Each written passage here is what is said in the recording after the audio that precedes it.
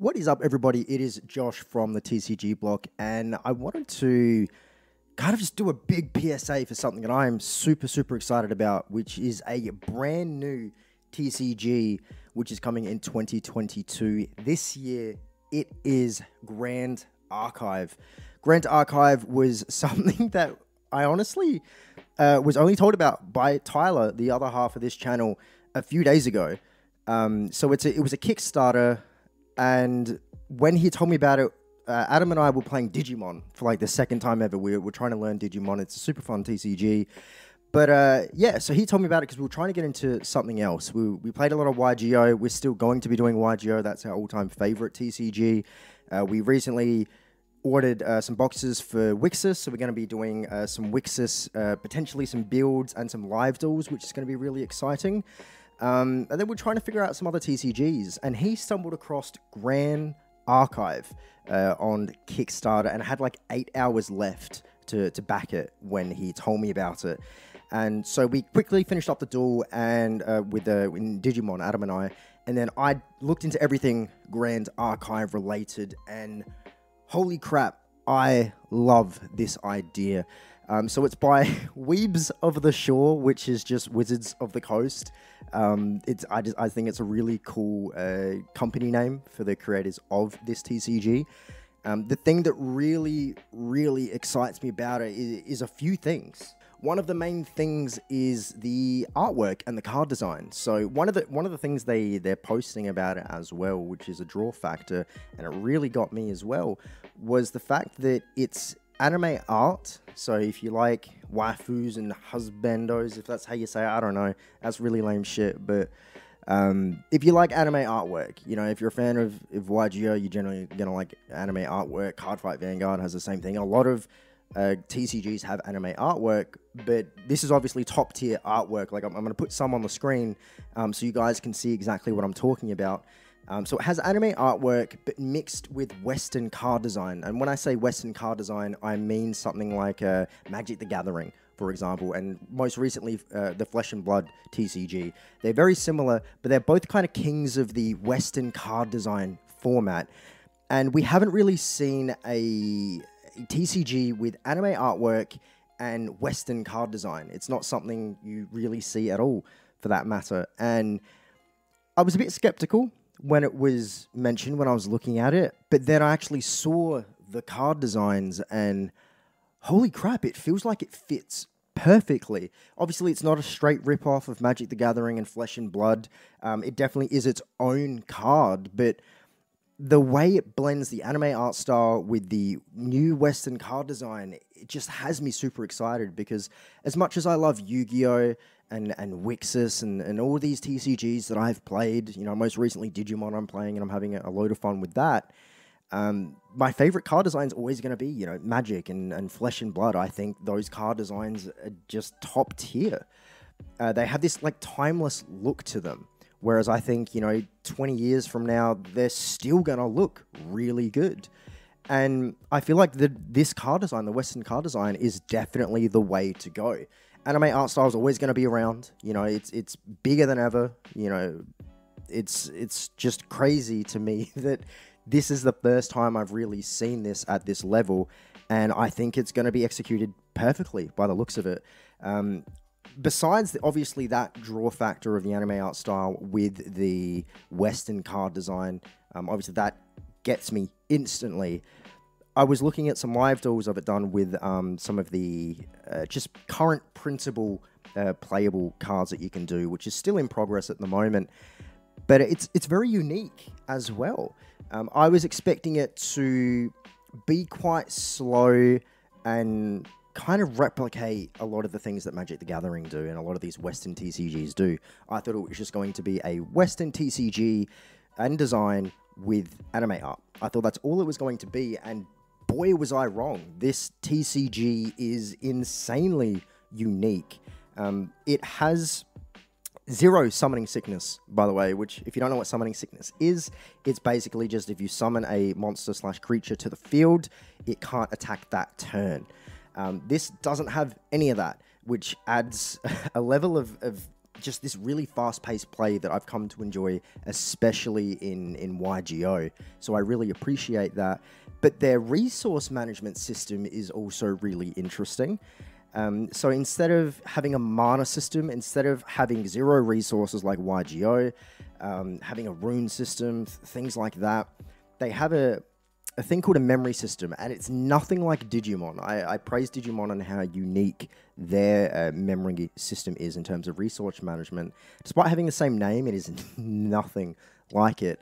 The fact that you have to place cards from your hand face down into the, I guess, memory zone or resource management zone, for lack of a better term, and then you get, and that's the play cost. And then the start of your next turn, the cards remaining from that face down pile in the memory zone go back to your hand. So you can choose to use the same as memory cost, or you can, now play them. And I think that's really interesting because it adds a level of strategy towards your opponent. So if I put some key cards down in my memory zone to play a certain card, my opponent now has the opportunity in their turn to try and snipe that card away and banish it for the game. And I think that's really exciting. It's a level of strategy which isn't often done in TCGs, especially like this. And the fact that you can recur at the start of your next turn is also exciting. So it also kind of has synergy with, I guess, their extra deck. I can't remember the actual name for it, but it's really exciting. So you've got your main deck, obviously, and most TCGs have an extra deck, for lack of a better term. That's what YGO calls it. It's just monsters that you always have access to. You can always look through it, and as long as you've got the resources to summon them, you can summon them in the appropriate manner. It kind of has a similar thing with Grand Archive.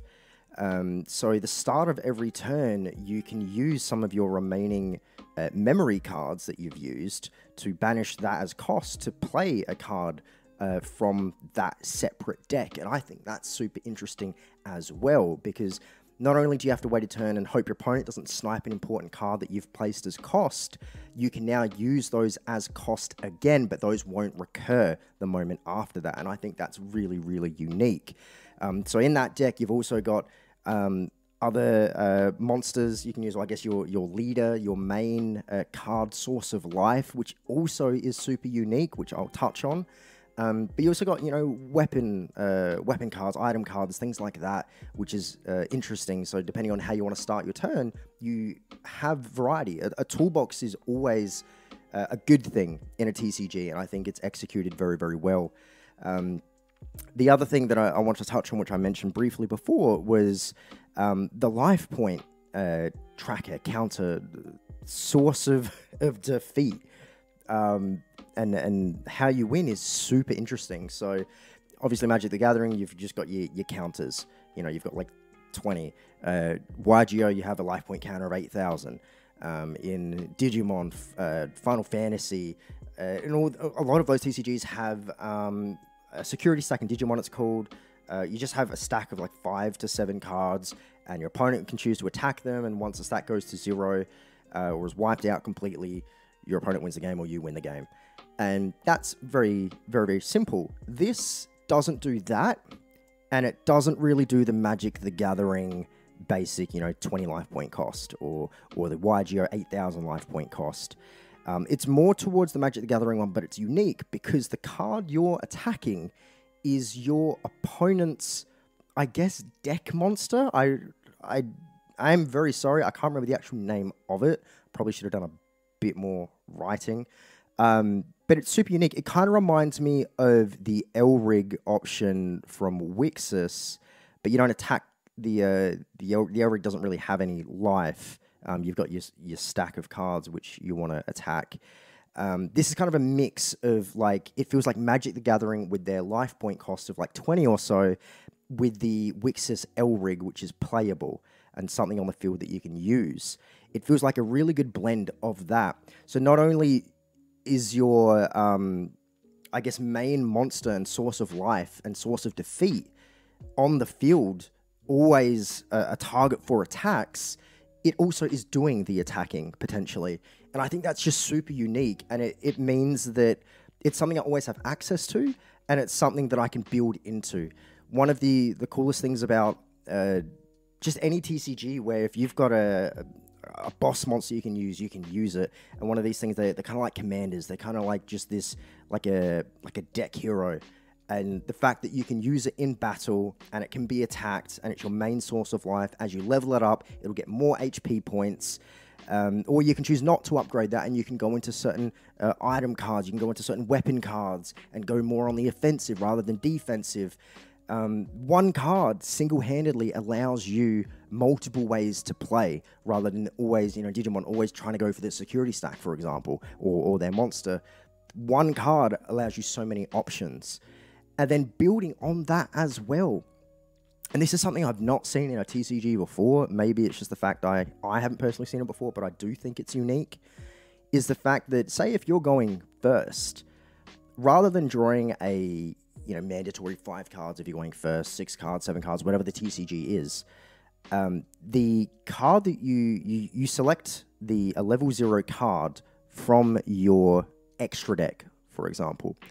And there's an effect on there that says draw X amount of cards for your first turn. Most of them right now seem to be draw 6 cards, but the fact that that is an effect and not a mandatory rule means that potentially in the future you could have cards which say draw 4 cards, but you get a different bonus effect off of that with less cards in hand, or maybe draw 7 cards but have to discard X amount of cards to the discard pile, graveyard, whatever you want to call it, to the banish zone.